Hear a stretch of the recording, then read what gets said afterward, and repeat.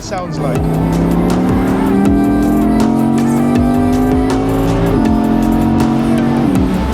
Wow.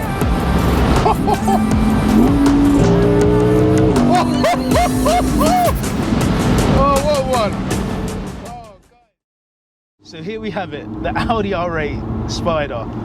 620 brake horsepower, 580 Newton meters of torque. Might have to put these windows up just a bit because, guys, I'm sure this thing sounds epic. Let's see what it sounds like.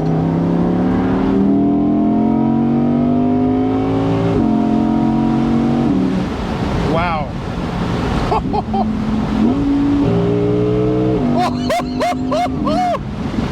Oh, what one. Oh, guys.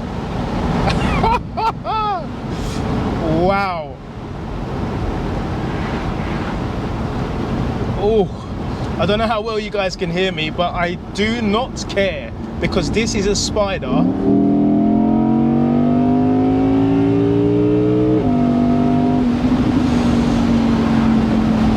And the power delivery is so good, like so good. So, whew, one more time, guys.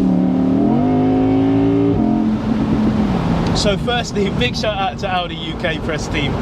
I wasn't going to drive this, I'm going to be very honest with you. So if you've watched a few other videos, you'd know that there are two other Audi press cars that I have driven, but this wasn't one of them that I had on my list. So excuse me if I don't know too much about it, but what I know about it is that it's got a glorious V10, and my son wouldn't allow me. Tyler would not allow me to have this car if I didn't do this. All right, Tyler, for you. Wow. Wow, there is quite a lot of wind noise, so excuse if I'm shouting, but this is something else. So this is the range topping carbon black package, so it doesn't get any higher than this. Sure, you can option a few more optional extras like the bucket seats and whatnot, but this is the top of the range Audi R8.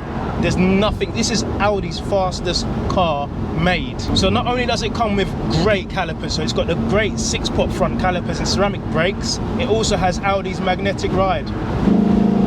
I don't own this car, but it gave me a flash. So look, Audi R8 owners, like, you know how it is, like, we're all squad, we're all best mates here. One thing I can say I really like so far is the ease of access. There's no MMI screen that's just going to distract you. You've got everything in the virtual cockpit. That might not be for everyone's cup of tea because there is no sat nav here, that's everything's right in front of you, but for me, this is a car where you don't need to know where you're going. As long as there's a road in front of you and not a high street, you've got enough. In terms of it doing both, switch it over to comfort now, slap the gearbox back into drive, and we're pootling around now, and you can see there's no loud hoo-ha, it's just cruising, getting along with its business with no problems at all. So the magnetic ride is there, like you can tell, you can really tell it's there. Steering wise, it feels very precise. Doesn't feel light as well, it feels very well weighted. So you do get a few cars that are probably on the heavy side of steering or in the comfort side. When they are switched into the comfort mode, the steering goes a bit too light. I'm going over these bumps here in comfort and the car just feels so planted. This is a real good job on this adaptive suspension. In terms of efficiency, you're not gonna buy this car for efficiency, but if you were, and you were interested in knowing what it does, I'm looking in front of me, 9.5 mpg. That's 9, like English 9, German, un, dos, tres, cuatro, is that French? One press of this flag button here on the steering wheel, it says performance drive control, warning, restricted stability. I'm not sure what that means, but I can imagine it's fun.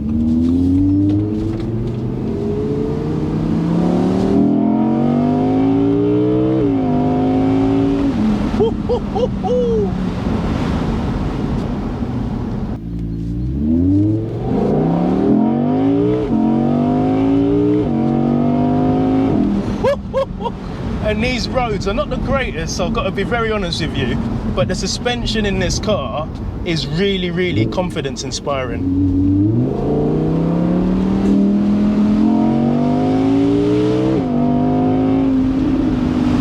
And with this being an NA, with most V10s are, there's no lag, it's just immediate. You get quite a bit of occasion with the burbles from the exhaust, but other than that, this is a car that just wants you to rev it out. I'm looking here, it says 9k RPM. I believe the soft limit is going to be at around 8.5, which is more than enough. You don't want to really rag the nuts off it, but I'll just pull over here. After you, Master Toyota Corolla. Should have got an Audi, mate. Mate. Wow. Yeah, this thing's a beast. This thing is an absolute beast. And the ceramic brakes really do come alive. Really do come alive. A car like this, you'd be a fool not to have ceramics. 6 pots on the front, I believe 4 pots on the rear. It's more than ample, more than enough.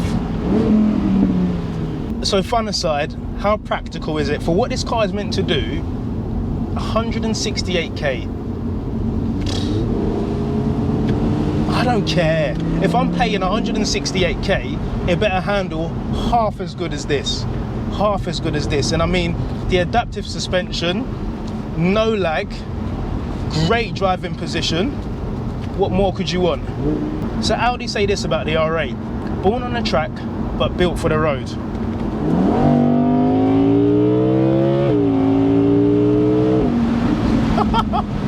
I can see why they say that. So the one feature that stands out for me on this R8 has got to be the engine. That V10, the sound of that V10, I don't know how much is pumped through the speakers and I haven't been outside the car to hear it, but it sounds very, very organic. Not orgasmic, close to, but organic. Like, guys, let me play it to you one more time.